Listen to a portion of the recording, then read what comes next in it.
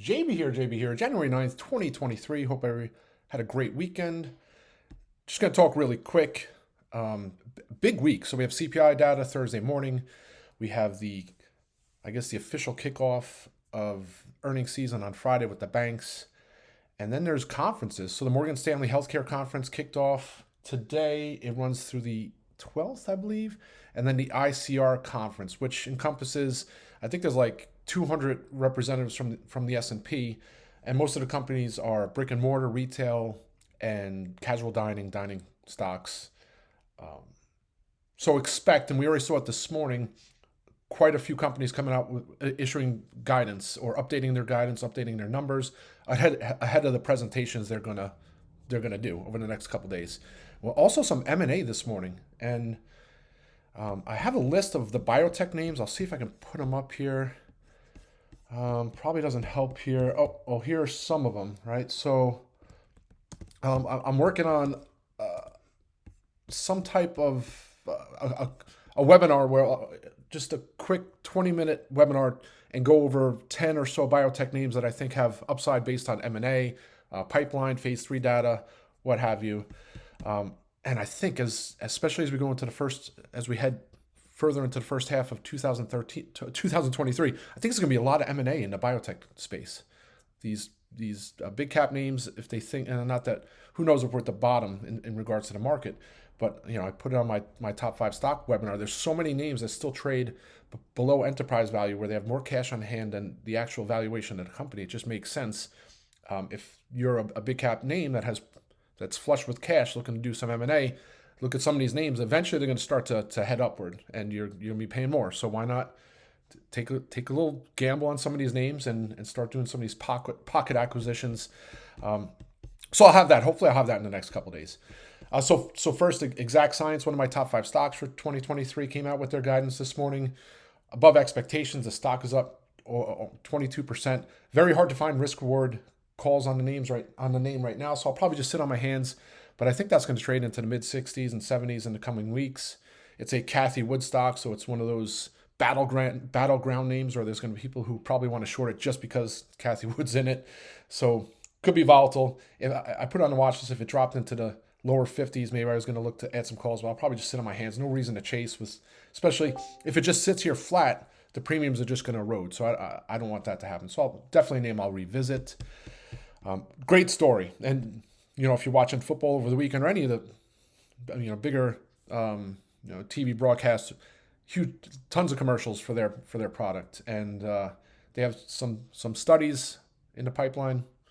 The future of cancer testing is what Exact Science does. So, have to think this trades higher in the coming months.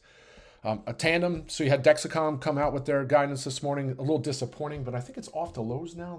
I haven't looked at it. No, still at 110. It was it closed at 115 on Friday. Not that should trade exactly in sympathy. Tandem shouldn't trade exactly in sympathy with Dexcom, but it does show the market. Diabetes is not going away. You still need to have products to make quality of life for people who do have diabetes better. Tandem fits right in there. Dexcom, Pod.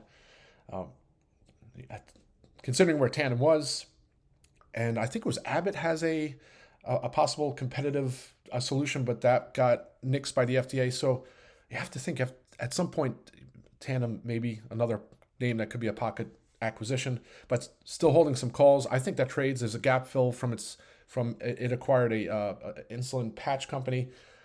Stock gap from the 50s all the way down into low 40s. I think it heads back and fills that gap. If that does, the calls will continue to pay off. So still holding those. At some point, I'll look to lock some more in. So that's Tandem. So Roblox and Unity. So on Friday, I went and I don't know if I've traded Roblox before. If I did, it was much higher. But if the future of the internet and people argue Web 3.0 and the metaverse are just buzzwords that are never going to take off, and maybe that's the case. I'm not going to sit here and argue, but if it does take off, Roblox is going to be one of those names that is going to be 10, 20 times higher than where it is now. It's going to be a 10, 20 bagger at least. There's a lot of negative sentiment, and there's some There's been situations. It's a tough area to regulate. People are always looking at social media and all the different platforms that people use to it needs to be policed and content needs to be policed. In Roblox, it's very easy for people to infiltrate, so whether it be just nasty stuff, child things, and to exploit things. So that's kind of the negative sentiment around Roblox. And I think once that starts to fade, they're able to get their hands around that. I think it trades much higher. The company has, I got to look at the numbers. I don't know if it's 3 billion in cash, 6 billion in cash. I mean, I'm just throwing out billions, but they have plenty of cash. I'm just surprised it's down here. So, I got some calls on Friday in the morning. Then I went and got some later dated strikes. Those are in the green. The first strikes are still in the red. I think this trades into the mid to high 30s in the next week or two, if not higher. So, same with Unity. I put on the watch list the last couple days. Every time it finds a bottom, it rallies 10, 15, 20 bucks in a matter of 5 to 7 trading sessions. Not saying we have deja vu here, but I mean, it's certainly setting up here. I was able to lock some of my calls in already this morning. I'll probably hold the rest. I might actually look for some other strikes. If it gets back over 30, I might look for 40 or above strikes just to play for that impending move. At some point, I think it's gonna trade into the mid to high 30s. So right now I already locked some profits in. So that's kind of the thought process there on Unity. Yeah, so Friday we had the jobs report, and if you looked at the jobs report, it was a mixed bag. So at first it looks like maybe better than expected. Market's going to sell off, but then the market kind of found some footing.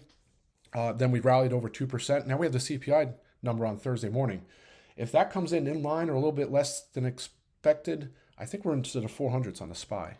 So we'll have to see. I'm not saying this is the bottom. I mean, if you read all the articles and all the headlines of layoffs, I think it was Goldman Sachs this morning. Seems like every company's laying off, but then we have the jobs report, and it's like we added jobs. Where are they coming from? Is it lower paying jobs or unfortunately, and I said it on Friday too. It's sad. It's a sad world we live in where the Fed is trying to induce a recession and wants to see higher unemployment. It's sad. I guess it's the reality. But the only way to get inflation down, you have to get demand down. You have to, increase supply, I guess, or whatever it is. So we'll see how this all plays out. But big data release on Thursday morning. I think it's 8:30 will be the CPI, and then the banks report on Friday kicks off the fourth quarter earnings season. A lot of names, so we had the holiday season. We'll have to see how this all plays out. But I think a lot of these names, maybe there's some upside short-term squeeze potential on some of these. So certainly I'll be looking for some names. I'm trying to think. Square was one of the names I added some. I locked in the last of my January strikes on Square, and then I went and added February calls to encompass earnings. They haven't announced their earnings date yet. I'm hoping this trades into the mid to high 70s, if not higher, in the coming days. And then they announced their earnings date, and we get some kind of premium build. This morning, Wells Fargo maintained their overweight rating on Square, lowered their price target $1, from 97 to 96. That's pretty ballsy. But I like Square. I think there was another analyst this morning reiterating their neutral rating on Square, talking about the competitive landscape. But I mean, that competitive landscape has been there already. The way people transact is being disrupted every single day. The longer we go, the less you see people pulling dollar bills out of their wallets.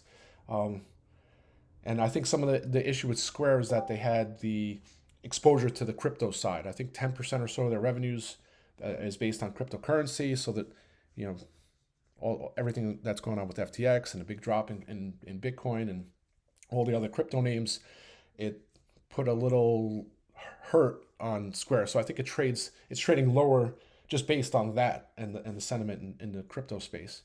So like Square going forward. Still looking for a position possibly in MASI. MASI is the ticker, one of my top 5 stocks. AXSM, which got downgraded last week.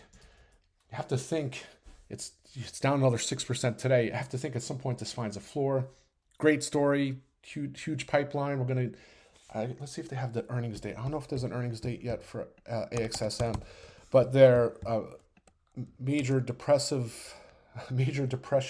disorder drug, just launched in October. They're going to announce earnings sometime in the first week or two of February. If they come out and show that they're executing their rollout at a high level, the stock's going to go, it's going to go bonkers. 80, 75, 80 at least. And then there's other phase 3 data that's going to come out in the first half. So interesting there. I'm trying to think of some other names that I was looking at. Yeah, so Intuitive Surgical. Did I already mention Intuitive Surgical? So every year, I always miss this. Not every year, but they're going to present at the Morgan Stanley Healthcare Conference on the 11th, which I believe is Wednesday morning, Wednesday afternoon. But every single time they come out with guidance, and they report earnings the following week. I think they report earnings on the 24th. So maybe it's the week after. But every single time I miss it, and the premiums are not too expensive. You look at the 290s. I was looking at them this morning. I just want to see it. Actually, it's finding some footing now. I should have got them. So the January 13th, I was looking at the 290s, 40 by 290 250s maybe. So I might look to get either the 290s or the 290 250s. It's kind of a spec play into the guidance announcement, and you have to think they're doing well. I mean, a company, $8 billion in cash, no debt, buying stock back hands over fist. The future of surgery is robotic, and the Johnson & Johnson competitive solution keeps getting pushed back. So Intuitive Surgical still owns that whole space. I have to think they're doing well. So I think that's it, folks. I'll try and get back on the audio later. Let's have a great day. Rock and roll.